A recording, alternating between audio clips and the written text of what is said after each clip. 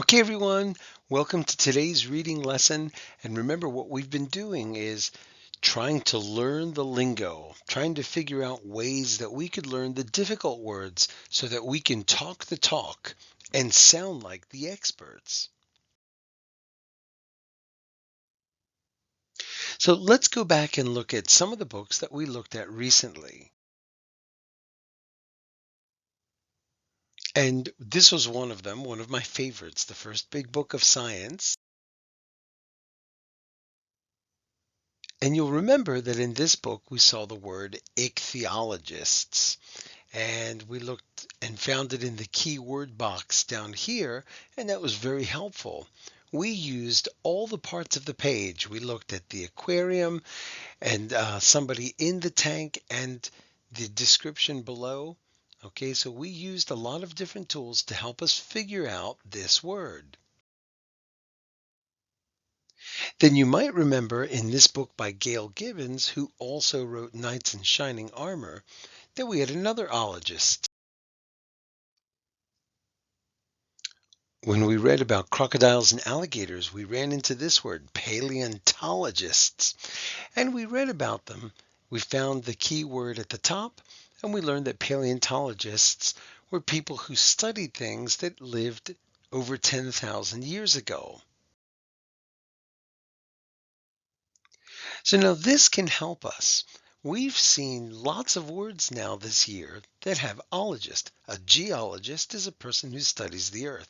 A volcanologist is a person who studies volcanoes. And yes, volcanologist is spelled with a U, although sometimes you could spell it with an O in the beginning.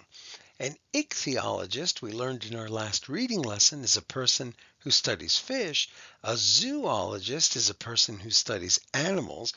And we learned in the Crocodiles and Alligators book that a paleontologist studies old life, things that died 10,000, more than 10,000 years ago. So some of you are now reading books that have this word, a climatologist. And now the strategy that you can use is, well, I've seen ologist before, and it has to do with a kind of person, a person who does something, a person who studies something. And then think, reading a book on weather, and it's got a word that kind of looks like climate, but not exactly. Climatologist, could it be a person who studies the weather? A person who studies climate?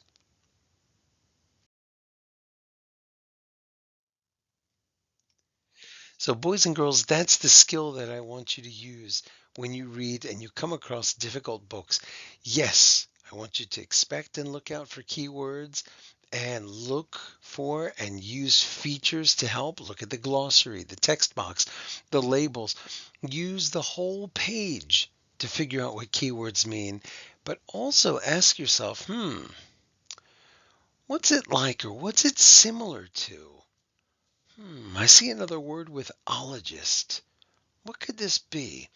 And if you think about other books that you've read, you can kind of start to piece together an idea of what new words mean.